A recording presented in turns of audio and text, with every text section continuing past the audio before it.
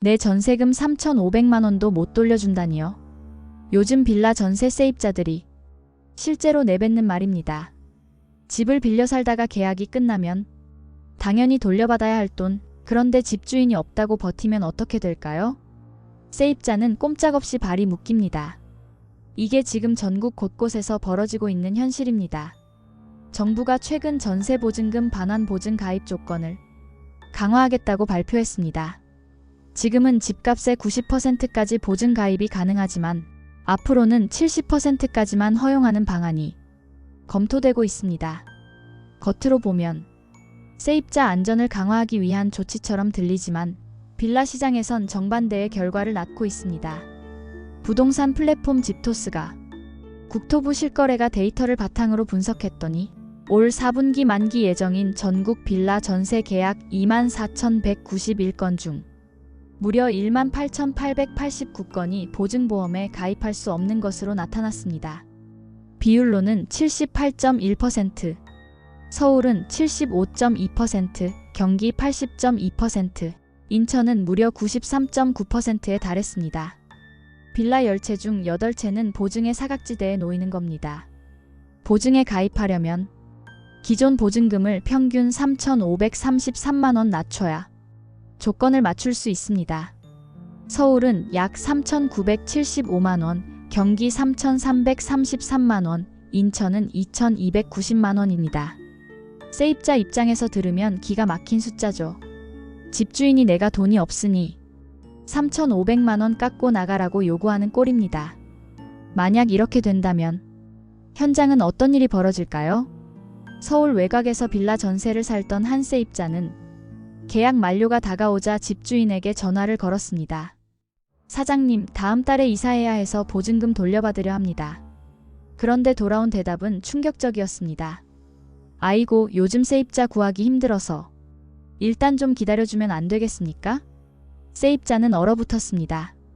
내 돈인데, 당연히 돌려받아야 할 돈인데 집주인이 없다고 하면 어떻게 해야 할까요? 계약서, 법, 제도가 다 있어도 당장 돈이 없으면 세입자는 생활이 멈춥니다. 이사도 못 가고 새집 계약금도 못 치르고 아이 학교 전학도 미뤄야 합니다. 여기서 질문은 단순합니다. 집주인이 3,500만 원도 못 돌려줄 거라면 과연 집주인이라고 불러야 할까요? 임대사업은 단순히 집을 빌려주는 게 아닙니다.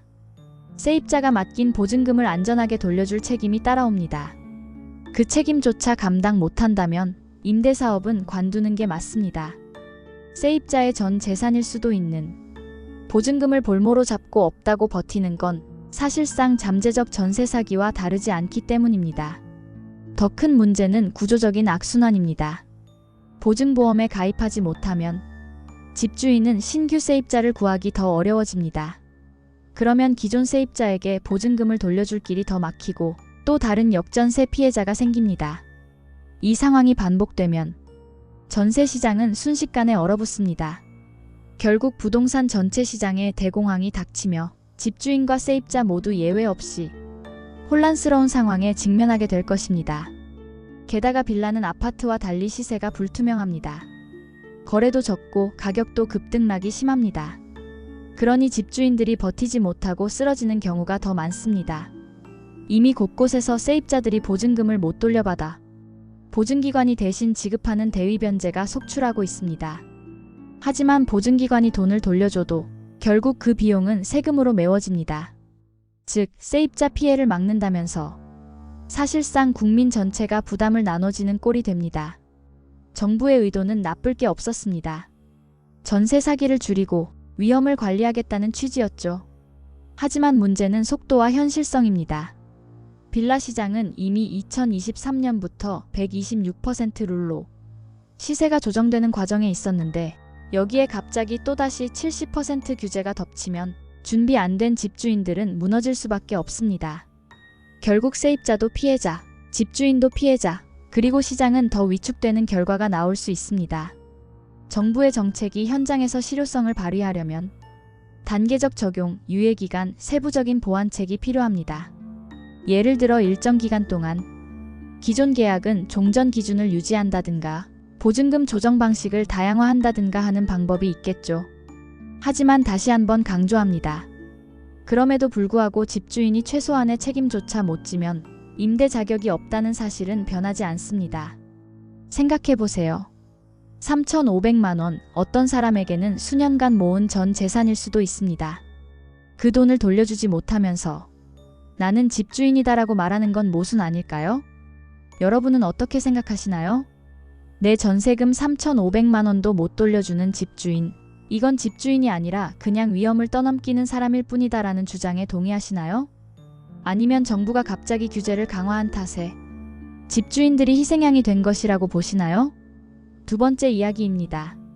서울에서 무려 18번이나 무순위 청약을 했는데 결과가 0명, 0명, 또 0명이라면 믿으시겠습니까?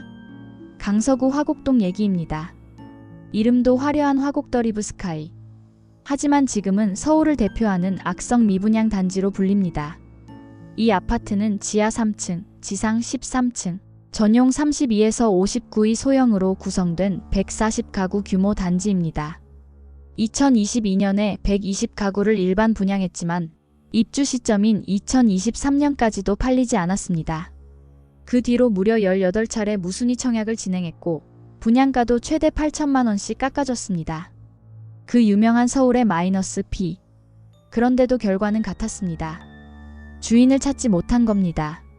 청약이 안 되자 결국 공매로 넘어갔습니다. 지난 3월부터 개별 매각 방식으로 공매를 진행했는데 그마저도 9차례 유찰됐습니다.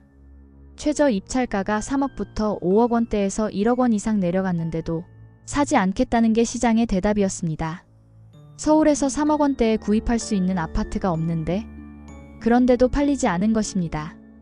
지난달 재개된 공매에서도 75가구와 상가 50실이 다시 매물로 나왔지만 결과는 또다시 0명. 실수요자도 투자자도 관심을 보이지 않았습니다. 왜 이렇게 외면받을까요? 답은 분명합니다. 상품성 부족입니다. 이 단지는 지하철 5호선 화곡역과 까치산역 사이에 있는데 가장 가까운 화곡역까지 걸어서 15분이나 걸립니다. 서울에서 15분이면 꽤 긴 거리죠. 흔히 말하는 비역세권입니다. 주변 환경도 매력적이지 않습니다. 빌라 밀집 지역 안쪽, 담벼락은 전통시장과 맞닿아 있어서 소음과 교통 불편이 불가피합니다. 또 다른 문제는 규모. 최근 신축 아파트에서 가장 중요하게 보는 게 커뮤니티 시설입니다. 헬스장, 카페, 어린이집, 작은 도서관 같은 것들이죠. 하지만 나 홀로 소형 단지인 이곳은 그런 시설을 기대하기 어렵습니다. 평면 설계도 오피스텔에 가깝다는 지적이 많습니다. 결국 실수요자 눈에는 차라리 조금 더 보태서 입지 좋은 아파트를 가겠다는 판단이 서는 겁니다. 여러분, 여기서 중요한 건 서울이라고 무조건 팔리는 시대는 끝났다는 사실입니다. 우리가 아는 흔한 서울 불패라는 말이 있죠. 약간의 조정은 있어도 결국 집값은 올라간다는 말입니다. 서울은 만성적인 공급 부족에 시달린다고 하지만 실상은 다릅니다.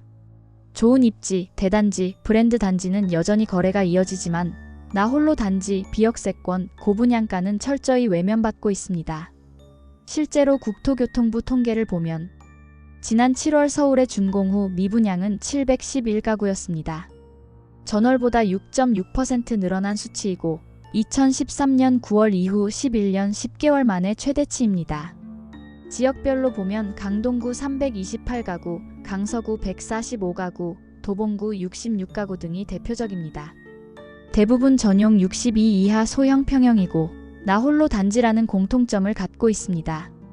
이러한 작은 평수는 투자의 의미도 없고 실거주하기도 불편하기 때문에 매수자들로부터 외면받는 것이 현실입니다. 부동산 전문가들의 말도 비슷합니다. NH농협은행 김효선 수석위원은 이렇게 말했습니다. 지금 시장은 가격이 싸다고 무조건 사는 시장이 아닙니다. 불확실성이 높아지면서 입지와 가격이 확실히 보장되는 곳만 거래됩니다.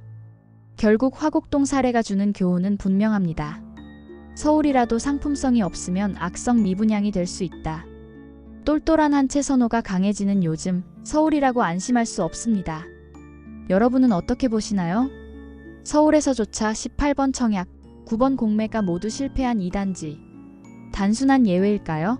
아니면 앞으로 더 자주 보게 될 신호탄일까요? 오늘의 이야기는 여기까지입니다. 도움이 되셨다면 좋아요와 구독, 알림 설정 부탁드립니다. 감사합니다.